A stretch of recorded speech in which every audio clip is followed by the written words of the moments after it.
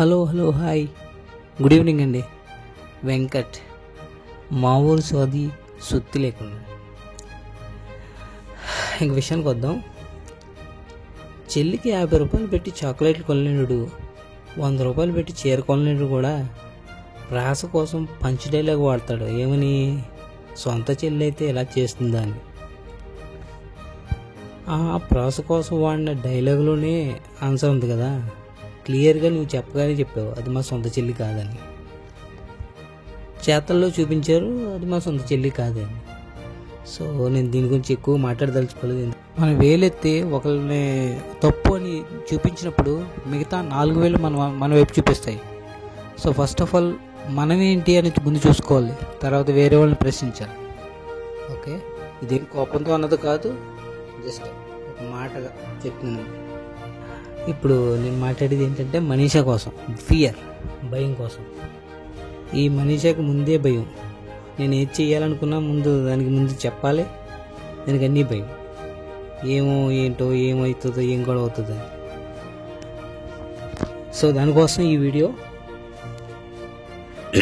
Fear అని start చేస్తున్నాను.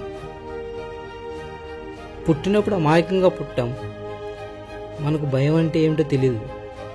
కానీ తర్వాత ఈ సొసైటీ మనకి 100 భయాలను క్రియేట్ చేసింది. ప్రతి మతం మనల్ని భయంతోనే పెంచింది. ధైర్యం నూరిపోసిన మతం ఒక్కటి లేదు. దేవుడిని చూసి భయపడటం నేర్పారు తప్ప ప్రేమించడం నేర్పించలేదు.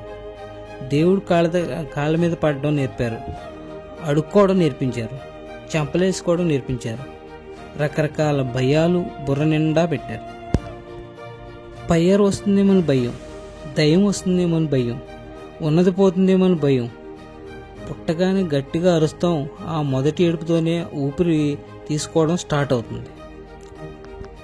ఒకరోజు ఆ ఊపిరిని వదిలేస్తాం, పోతాం.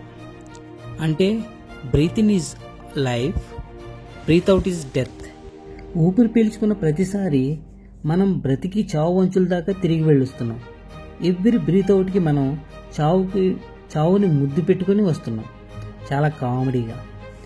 మనకున్న భయాల్లో అన్నిటికంటే పెద్దది చావు భయం.